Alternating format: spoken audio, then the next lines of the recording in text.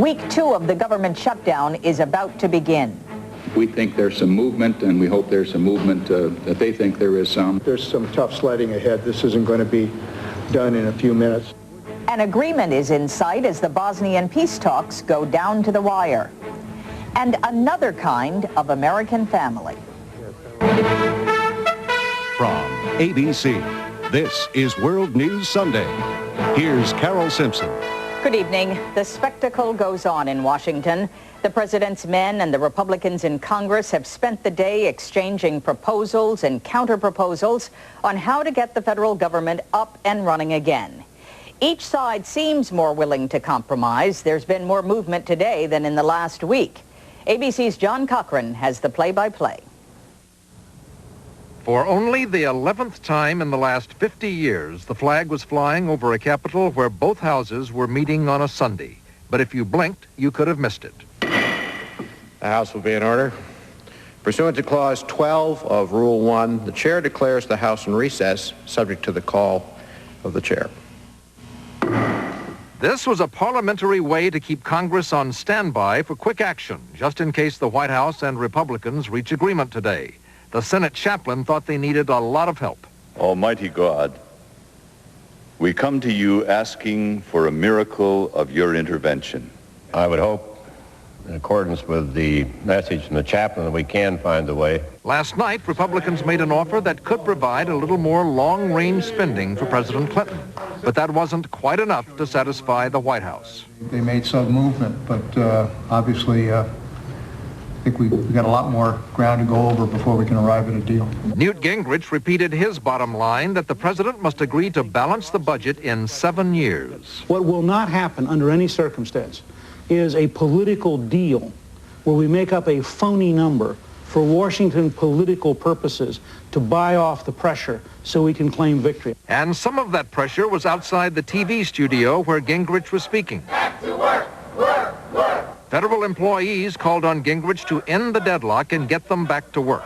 But Gingrich left by a back entrance. I love it. He wouldn't come out. I know. He wouldn't come out the front door. He's such a coward. He won't face federal employees. Late today, the White House and congressional Democrats made their own offer, a commitment to a 7-year balanced budget as estimated by the Congressional Budget Office. If and only if the President and the Congress agree that the budget protects Medicare, Medicaid, education, the environment, and does not raise taxes on working families.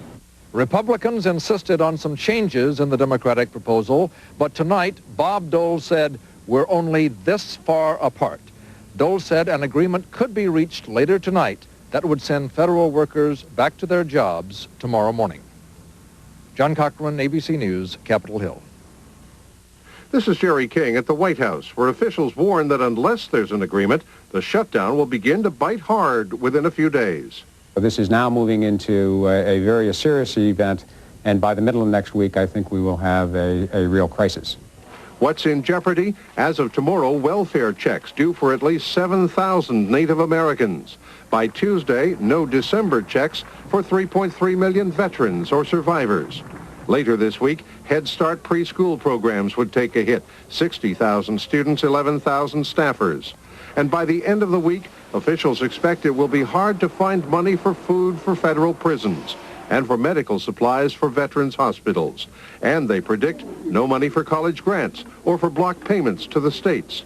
The partial federal shutdown costs an estimated $120 million a day and potentially valuable manpower. When that check is not there, even though their employer says we'll pay you later, the check is in the mail will not do for them, and they are going to be in serious trouble and will have to, in some cases, seek other employment. Tonight, the president signed appropriations bills involving the Treasury, the Post Office, and those working for the legislative branch. Aides say Mr. Clinton will make other unspecified moves tonight to get even more federal workers back on the job tomorrow. And if there is an agreement with the Congress, it will only clear the way for the real budget battle to follow. Jerry King, ABC News, the White House. Whatever comes out of the talks in Washington, deal or no deal, the bizarre events of the last week have clearly frustrated the American people. Here's ABC's Brian Rooney. From New York to Atlanta, Chicago, and Los Angeles, Americans are wondering, what is going on in Washington. We're paying them to sit around and insult one another and take their time and do nothing, except talk. And my tax